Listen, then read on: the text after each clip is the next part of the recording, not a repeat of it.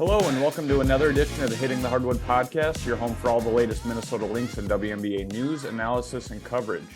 Thank you for tuning into another episode this week. I'm your host, Mitchell Hansen, and I'm very excited for a few different reasons to be joined by the guests this week.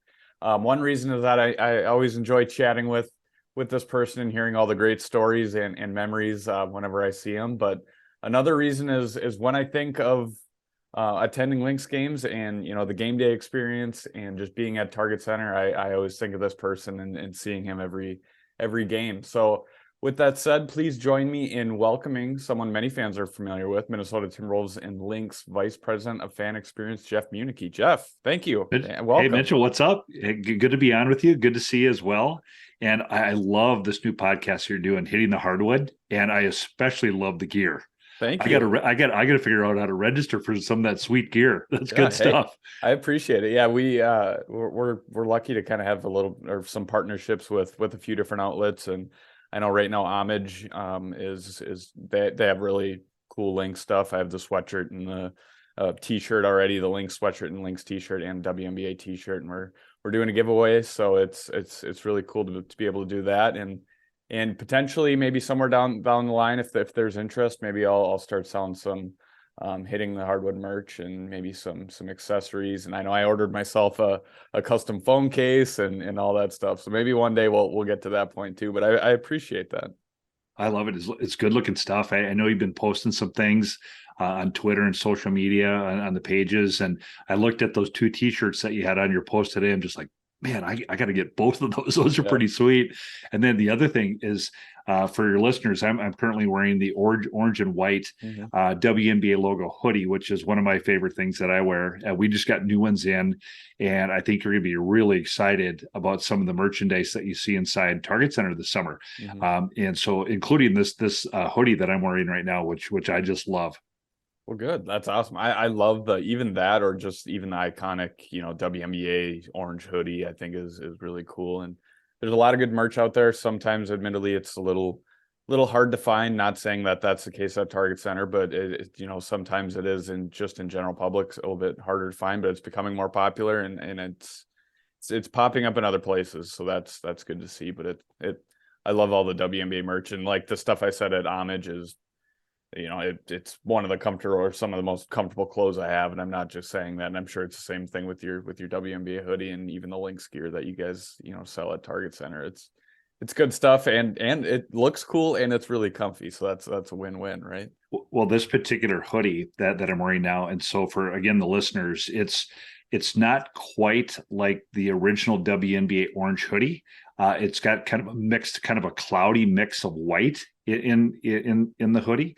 But I wore this in downtown Minneapolis the other day, and I was going out to grab a bite to eat on the Skyway. I must have had 15 people say, "That is a sweet hoodie." I said, "Yep. WNBA games this summer, Lynx games, we'll have them." So already it seems like it's already taken off a little bit. Well, good. That's good news to hear. And I know a lot of listeners and a lot of Lynx fans in general, they're always looking for Lynx gear. So that's great to hear that there's going to be even more at Target Center and even more of a variety. So that's great. That's cool. I'm gonna have to buy some myself. Yeah, it's good stuff. But once again, thank you for joining this week. I obviously we're here. We finally made it. We're at the start of the season, not the actual season, but the start of the training camp in the preseason. What does this time of the year mean to you? Obviously being inside of the organization, there's always the start of the new year. That it always seems like there's a buzz to the new year, whether it's gear day, getting all your gear, or whatever it may be. It seems like it's always kind of a buzzing time at the beginning of any season. But what is it like for you now, wrapping up the Timberwolves season and jumping right into the Lynx season? Yeah, it's an awesome time of year, and we have that crazy situation every single year where we're going from Timberwolves right into Lynx and Lynx right into Timberwolves. So basketball just keeps going. It's fresh on the brain and fresh for all of our fans. And we're super pumped about that. And, 25th season for the Lynx. That's really fun. 26th season overall for WNBA. I've been really lucky that I've been a part of that since day one. So for me, people always ask me, like, what are your favorite things that happened for both the Lynx and the Timberwolves? And for me, I always like all the first, the first win, the first day in franchise history, the first playoff win, the first time we win the championship, those type of things. And this is kind of the first of the year, first day of practice today. I had the pleasure and opportunity to go down and watch practice for a little bit today. And that was really fun just to see the energy inside those walls that Coach Reeve has with those players. And it's just a really, really fun group. You can tell that there's a really good spirit amongst the team. And obviously we're expecting and excited about big things for this year. I mean, already it just happened so quick. There's an exhibition game this Friday already. Just practice just started today, and then the home opener is May 19th, and so the season just gets here. It gets here in a hurry. So it kind of, Mitchell, in a way, you don't have much time to think. It just kind of rolls from Timberwolves into Lynx into Timberwolves, as I mentioned, and you just keep rolling. And so everything we try to do on the Timberwolves side, we try to replicate on the Lynx side and vice versa. And, obviously with 4 championships on the Lynx side, hopefully one day we're going to get one of those titles on the Timberwolves side too. But in the meantime, we're really proud of the Lynx franchise and excited to get the season going. Mm-hmm. Well, good. What do you think? All right, I guess from a fan's perspective, what can fans expect this year? I know a lot of Lynx fans are familiar with what game day is like at Target Center and just kind of experiencing everything. What can fans expect? And I guess, is there anything new that you guys are kind of throwing into the mix this year? Yeah, I'll just highlight a couple of days in the season. Obviously, we got a couple of real big days. We have the 25th anniversary, which we'll celebrate on June 9th. That weekend on that Sunday, then we'll have Sills jersey retirement. So a huge weekend there. We have Pride Day coming up on June 22nd. We have some heritage days sprinkled throughout the season. We have Way Day, Lindsay Whalen's Day on August 4th. And then one of my favorites all the time is Prowl's birthday on August 20th. So just a couple dates to highlight off the top of my head there. But I think one of the things that we always talk about is just with everything that's happened with COVID and some of the things that have happened in downtown Minneapolis, a question we get asked often is it safe to come downtown? And we really, I think, have worked really hard to ensure that we have a really safe environment for both Timberwolves and Lynx games again. And we're really proud of the safety measures that we put in place. And we've kind of really focused on a 5-block perimeter. And we've kind of doubled down on additional parking options, additional access into the skyways if the weather's really hot or if it's raining or super windy. And then just try to communicate that to the fans the best we can. And just to say that, normally, here's where most people park. Could be in the ramps, but here's some other options. And those options are arteries into some really good downtown restaurants and good spots that we ask you to try to frequent when you come downtown and make a night of it. So we're really excited about that. I think a lot of things that we're trying to do is just communicate what's happening with the franchise, communicate what's happening to downtown Minneapolis, what's happening on game day, what to expect on game day. That's one things that we hear from our fans is that we just want to know kind of what's happening. And so we've tried to double down on more of that with Know Before You Go, which you can access in your app, as well as the email that we send out to all the ticket buyers or the people consuming the product that are coming in on game day. Just here's everything you got to know. Here's some highlights. One of the things that I've tried to do during this Timberwolves season is work more closely with Levy, who runs our concession area, and just say, let's work together and come up with some ideas on new items to the concession stands, or maybe an item that's really taken off that the fans are really enjoying. Well, let's highlight those and make sure everybody's aware of where some of those new spots and some of that variety on our new menu would be. And so we try to communicate a lot of that to our fans as well. Mm-hmm. I know with anybody that knows you, they know that you're always positive, which is great. You're high energy. You're a lot of fun to be around. Anytime you come into the stadium or the arena, you seem immune and you always come up and talk, and you're always great to deal with. What do you? I guess what is your staff and kind of the people underneath you, maybe the Target Center game day staff? What do you guys try and bring to the game day experience, whether with that energy or just the services that you do provide? Yeah, Mitchell, it's great question. Something that we really try to train to, and just say that, look, we have a marketplace that's a great place to live. You have everything here. You have baseball, you have hockey, you have soccer, you have, of course, basketball. You have every major sport. You have great theater. You have great arts. So when people are making a decision to come down and use either their resources or their time, we always say, how would you want it to look when we invite people into your house for the evening? And so, of course, you want it to be clean. You want to have some great food. You want to have some bumping tunes. You want to have a really friendly atmosphere. It's no different when you come down to a Lynx game or a Timberwolves game or Target Center, is we want you to have a great experience. And so, of course, we want the team to win on a night-to-night basis, but irregardless of what happens on the floor, things that we can't control, what we do talk about is how do we treat our fans? You know, and so the goal is we want to treat everybody like they're the most important person in the room every time they come through the doors. And if we do those things, then we're kind of hitting the mark. And again, we appreciate everybody that's invested time, energy, and resources with us. So the least we can do is show them a good time. Mm-hmm. Yeah. You kind of shifting to the basketball side of things. You mentioned, being at training camp and the start of training camp and just the high energy that's surrounding the team, kind of the positive outlook. What do you think of the team, taking the floor this year? It's a younger team. I mean, it's a lot younger than what we've, accustomed, or what we're accustomed to seeing with these, in the last 10 years, even with the Lynx teams. But what do you think of the team and kind of the opportunity that lies ahead this year?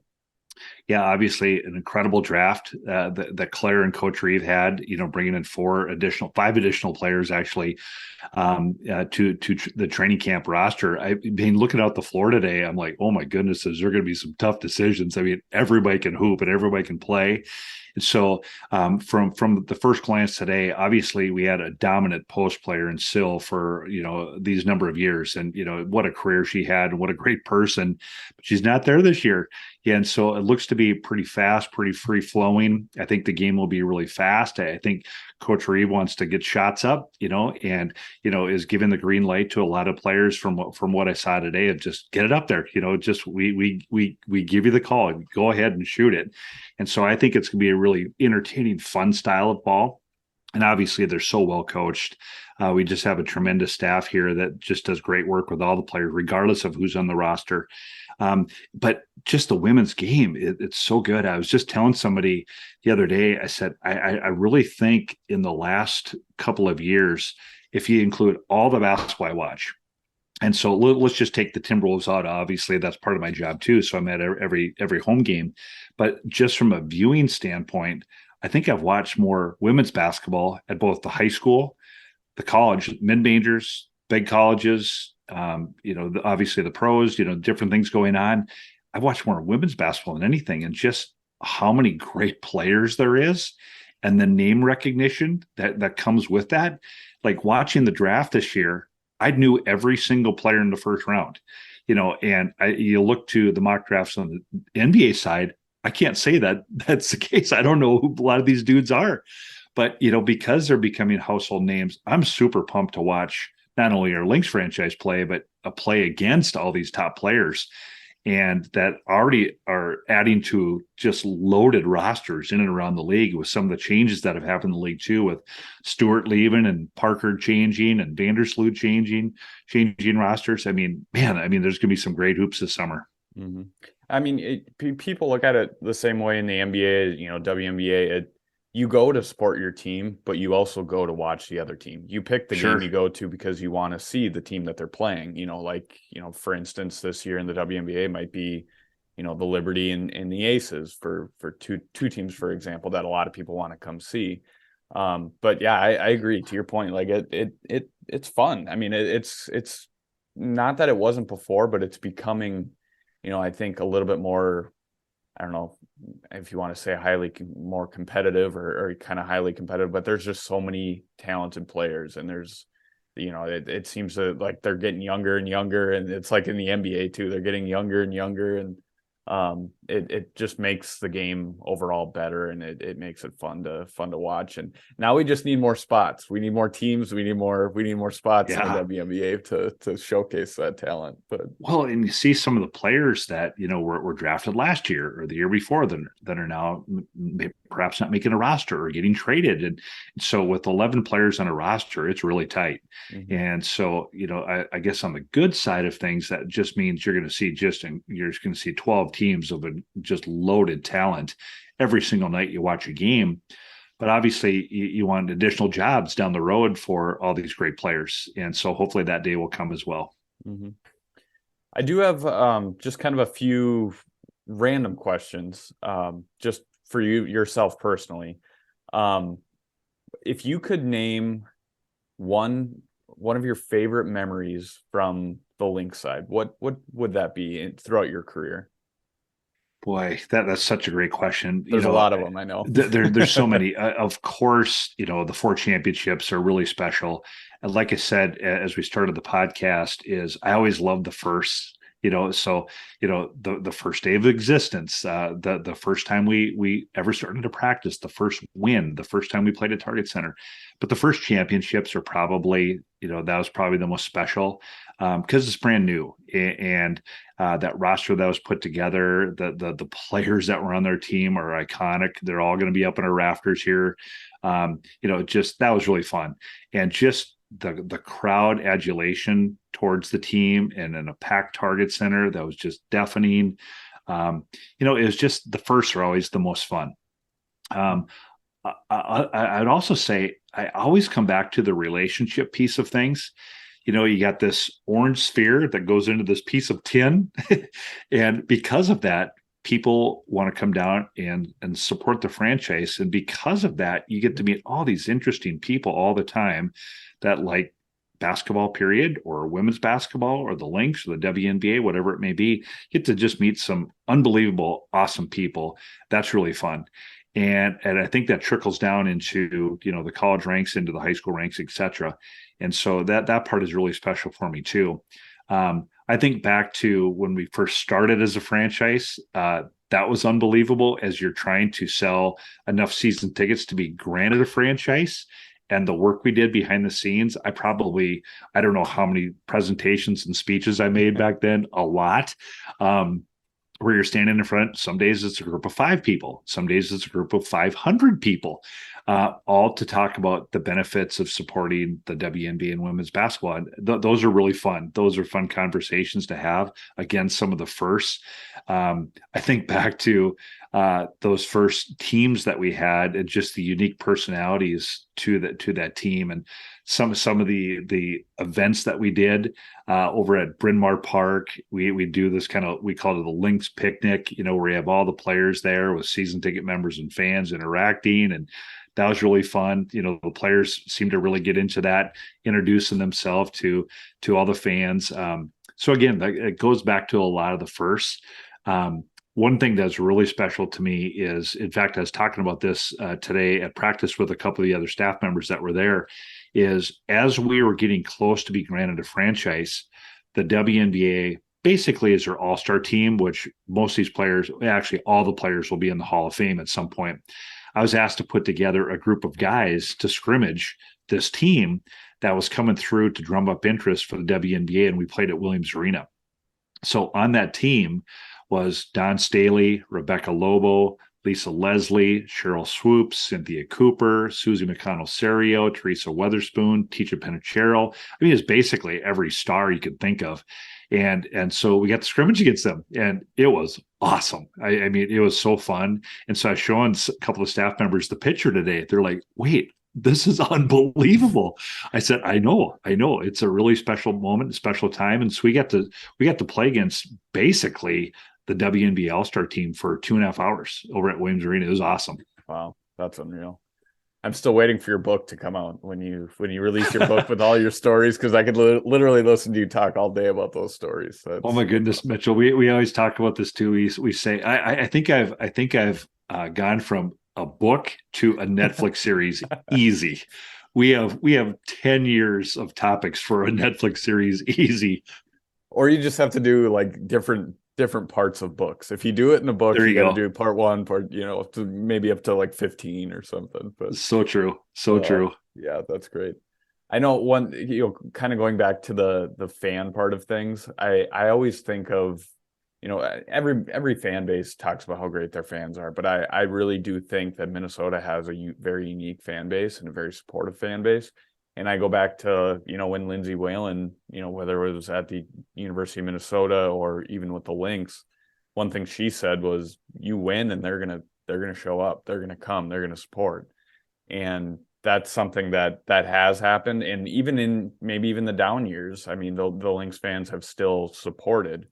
But that's one thing that, it kind of stood out to me when you were talking about it, is that really does reign true with Lynx fans, especially, is that they're just so supportive. And when you're low, they pick you up, and when you're high, they're right along there with you, which is a lot of fun. Even from a media side, it's fun to Yeah. kind of interact with Lynx fans. Couldn't agree more. One of the things that we always talk about is it's kind of interesting when we're talking about the experience. And I would say the concourses are a very lonely place for concessions while the ball's in play.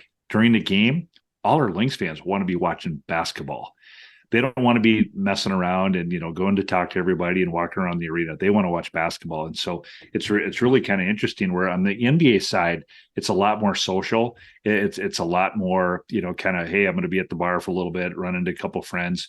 Our Lynx fans, I say this very lovingly, they're crazy, and they're crazy about the Lynx and crazy about basketball, and I say that in the best way possible, because once they don't want to miss the national anthem, they don't want to miss the tip. They're into it, so the chants can get going inside the arena. At halftime, they might watch the act for a quick second, maybe go get a quick beverage of their choice, and come right back to their seats. They don't want to miss any action. Mm-hmm. And I think we have kind of been the model franchise from a fan standpoint in the WNBA for a number of years, where the number of people coming in to frequent us and support us has been great.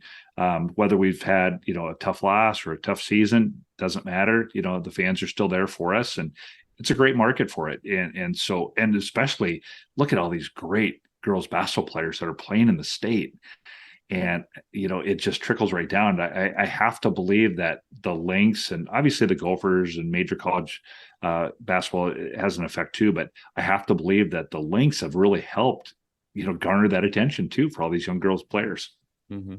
Yeah, no, I definitely agree. And even like when it comes to Lynx fans, like even events, like they're at meet and greets, they're at whether it's a season ticket holder event or a draft party or anything, a book signing, they're there. Like they're at everything, and that's great. For sure. And it's cool to see the support, not only when it comes to the game on the court, but also the people off the court and the organization as a whole. So that it's great. It's awesome, and it's a great environment to not only watch a basketball game and be a part of that in arena, but just to be a part of that in general is awesome.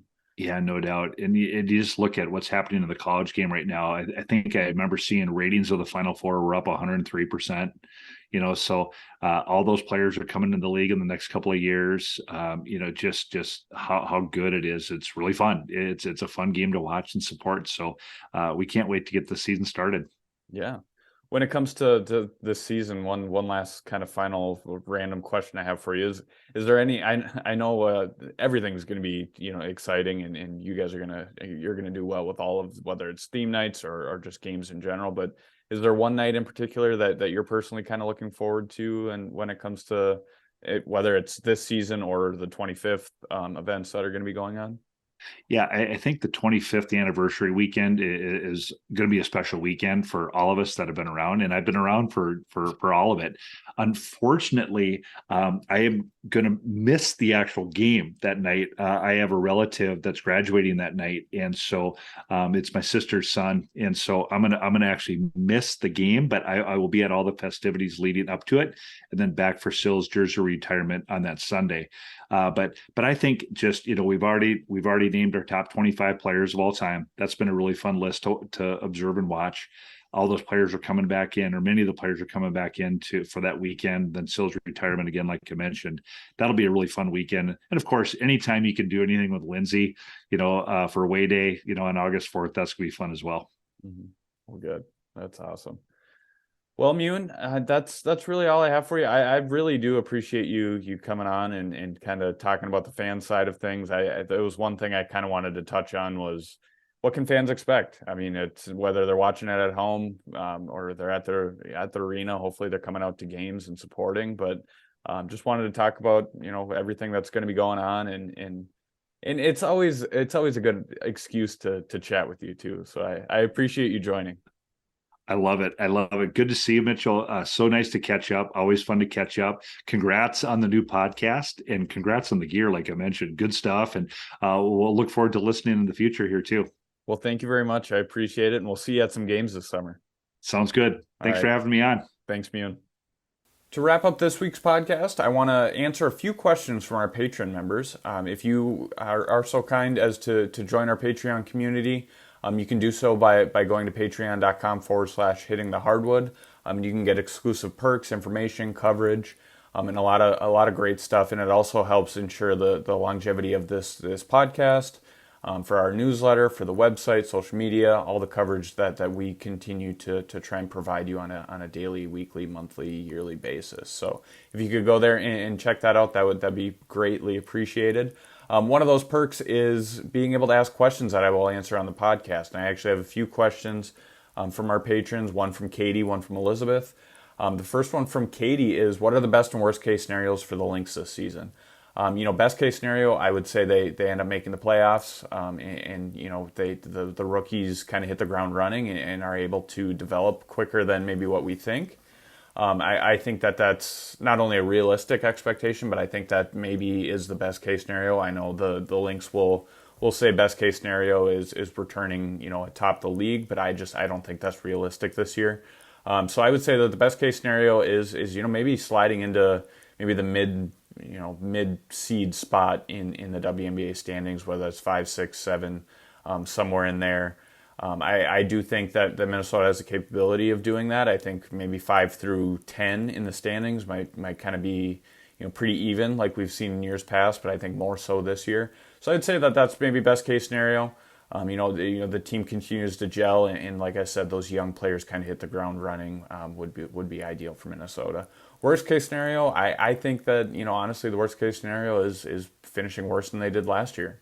Being maybe a little bit worse than what they were and dropping farther in the standings and being a lottery team again. I think that is worst case scenario. And then obviously all eyes will be on the rookies.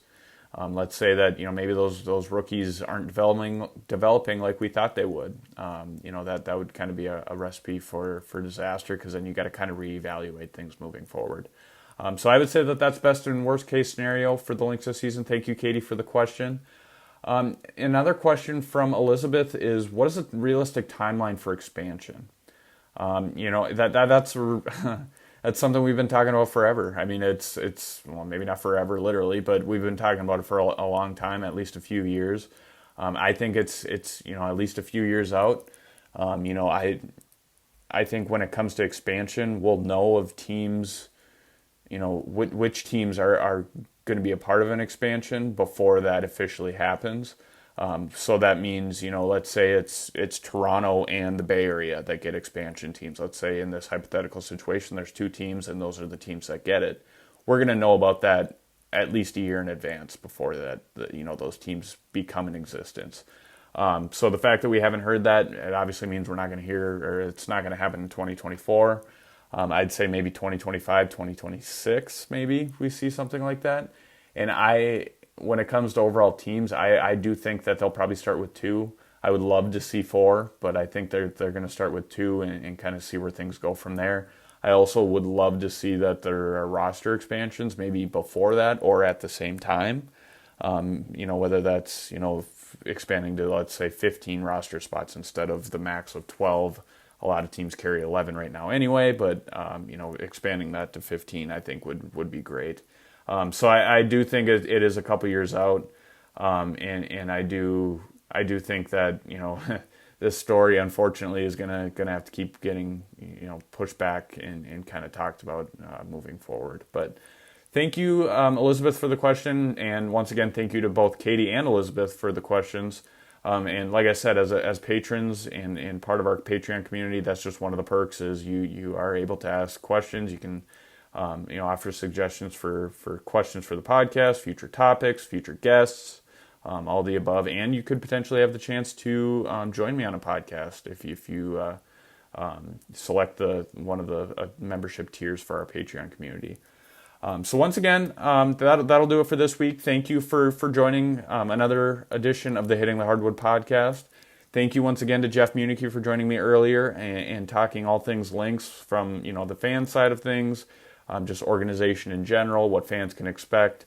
It's always great to talk to Jeff, whether it's with the fan side of things or just team related things, or just talking to him about anything, whether it's basketball, golf. We were talking a little golf at the end of the podcast. It's always good to talk to him. He's one of the nicest people, as a lot of you know. And he's been a great asset to both the Timberwolves and the Lynx side of things, but the Timberwolves and Lynx organization as a whole, in the past, in the present, and he'll continue to be in the future. Jeff's been there since day one. He's heard it all. He's been through it all, and he's awesome. So thank you, Jeff, once again for joining. I also want to give a shout out to Jeremy Rushing for producing the podcast every week. And once again, thank you to Elizabeth, who is our newest patron member. Once again, you can go to patreon.com/hitting the hardwood to support us today. Also want to give a shout out to Homage for partnering this week. I just wrapped up a giveaway with Homage, and that was for a Lynx t-shirt and another t-shirt of the winner's choosing. Homage is a lot of great stuff. Go to homage.com. That's HOMAGE.com. To go check out some Lynx gear and some WNBA gear. They have a lot of other sports as well. You can check out our Twitter page or Twitter account at Hitting Hardwood to find all of that information, or you can look on my personal Twitter account. That's M_Hansen13, HANSEN, and you can find all that information there. You can also check out our new website. We have a new website that has since launched since the last podcast. You can also find all of that on social media as well. So once again, thank you for joining, and I will see you all next week as we continue on in the preseason and training camp, and we get closer to the WNBA season. We're here, fans.